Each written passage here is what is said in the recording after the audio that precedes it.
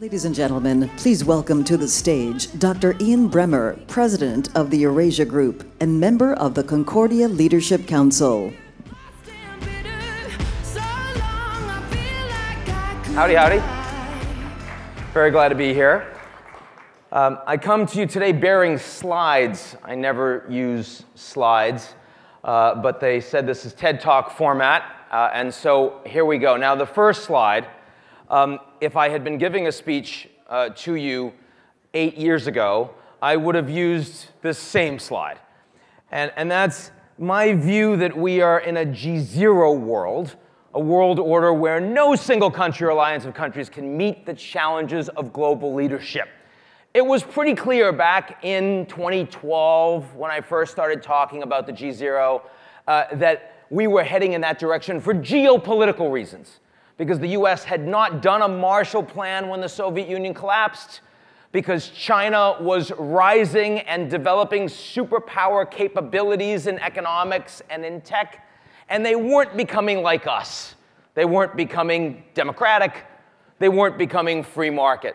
Add to that a problematic Russia relationship, and it was pretty clear that the world geopolitically was heading towards recession. Now, here in 2018, I think it's pretty obvious that we're in a G0, but it's actually more problematic and more dangerous than I had anticipated.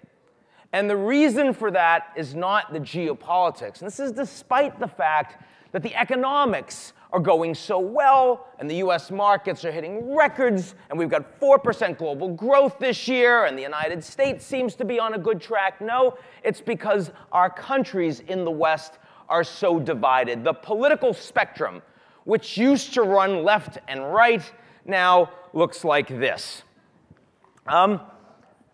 It is rich and loving, and I know that's this room, but no, it's not true at all. More broadly, the challenges that we're having is that we believed as globalization was developing over the past 30, 40 years that we were moving more towards a conservative, pro-free trade economic set of policies on the right, and we were moving towards more progressive social policies on the left. That was the Clintons, that was Obama, that's Mike Bloomberg. Only problem is that that quadrant in the political spectrum on a 2x2 grid is the one that very few people are in. Increasingly few. In fact, we find that across the West, increasingly large numbers of people are in exactly the opposite place. They're on the left economically. They want much more redistribution. They want more protectionism, less free trade. And they're on the right on social issues. They want more closed borders. Why is that? I want to take a few minutes to go through why I think it is. The first is pretty obvious. It's the economics. It's the fact that for the last several decades, as we've seen the rise of the rest, the 1%'s done exceptionally well, the 0.1% even better. A lot of extraordinary stories about the rise of a global middle class and how we've decimated extreme poverty, and that's a great story. And yet in between, the working class and the middle class in the United States and all the advanced industrial economies have flat growth. They don't see opportunities for themselves. They don't see an American dream. Initially, that was a concern about free trade and jobs going to other countries, even though the cost of goods was coming down. Now, it's increasingly about the new industrial revolution. We all talk about the fourth industrial revolution, and for people that are going to make a lot of money off of it, it is indeed more and faster and more efficient and more cash. But if you're in any of these sectors on the slide, where you see your job going away, getting automated, becoming more efficient, and you don't have the skill set to get anything else, and you don't think it's reasonable to believe that you're going to get one, you really oppose what is not a fourth industrial revolution. For you, it is a post-industrial revolution. Then we have immigration. We do have a Statue of Liberty in New York Harbor. It is absolutely unclear that it should be there. My view is, just basically put a large tarp around it until we decide whether it reflects the values that we have. You heard from President Duque of Colombia yesterday that as long as he is there, those borders will stay open. I remember when Chancellor Angela Merkel said that in Germany. Wir schaffen das. Whatever it takes, we can do this, right? And that's why her party and her own position has become so much weaker over the past years. If you believe that people have not invested in you, there's no infrastructure development where you're living, that the opioid crisis in the United States has become so expansive that there's very differential policing and systems of justice for the working and middle class, your willingness to support more immigrants coming in is virtually zero. Your willingness to accept people demonizing those immigrants goes up. I am not someone who is anti-free immigration at all, but I completely understand why those trends are growing across the developed world. Another reason, failed wars. In Iraq and Afghanistan, in Vietnam before that, the United States has sent millions of young men and women, mostly enlisted men and women, not the wealthy classes, the working classes, the underclasses, to give everything for their country. The wars have failed. They've been incredibly expensive. They've come back often in pieces. They've not been treated as heroes, and the Veterans Administration has not been there for them. Not only true in the United States, but also, of course, for allies that have supported us in these wars, for Canada, for the Italians, for the French, for the UK, for Poland. This has been a problem in all of these countries. Finally, there's the issue of social media. The last three things I've talked to you about have been coming gradually over the past 40 years. Social media is really just the last 5. There's no question that we are running an experiment right now on all of our kids. Basically like, here, take this, use it to coordinate and communicate with everybody you know, right? Let's see what happens when you grow up. Let's see if it affects you as a human being. It might make a difference. What we know is that when you have devices that are actually treating you as the product, they're determining that you will only see things that you like politically and consume information like that because that makes you more effective as a product, that undermines civic nationalism. And it creates enormous polarization.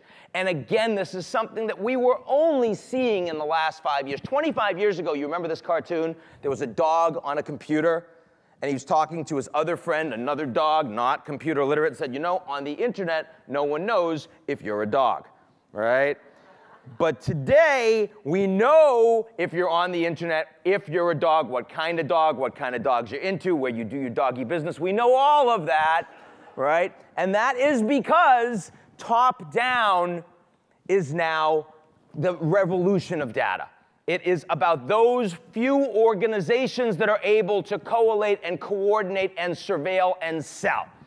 And that is absolutely undermining the sense of common collective values in our countries.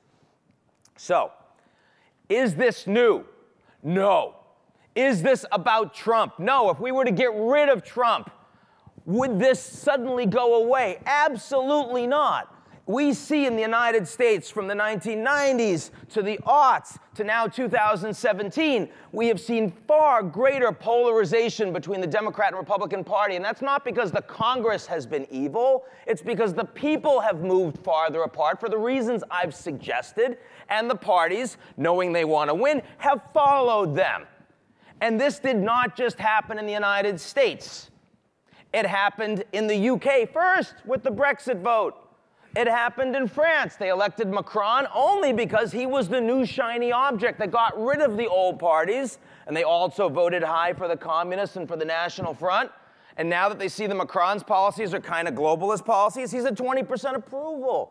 How about Italy with the Lega and with the Five-Star Movement? This is happening across the developed world. In fact, there's only one country in the advanced industrial democracies that is not experiencing this problem. If you're happy and you know it, raise your hands. It's Japan. And we never talk about Japan, right? Because it's stagnant, it doesn't grow, who really cares, right?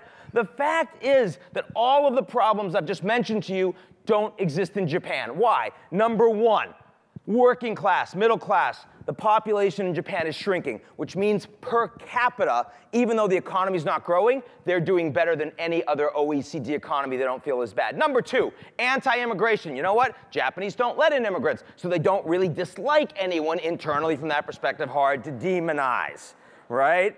Number three, the military. The Japanese are constitutionally forbidden for sending their military outside of their country to fight. When they sent a couple hundred in Iraq, they said, find a place where nobody's fighting. We'll give them all $1 million of insurance. We'll make them call their families every week. That's what they did. They came back, not much complaining. And finally, the social media revolution. Fewer adults in Japan are on social media than any other advanced industrial economy. And the social media companies are prevented from getting involved in political campaigns. So, this is a problem that is going to grow. Now, the good news is that it's not a crisis, which means there's bad news. And that is that we're kind of waiting for outrage fatigue, right? We did that after 2008, the financial crisis. We had Occupy Wall Street. We said if we ignore it, it'll go away. Occupy Wall Street went away, but those people did not go away.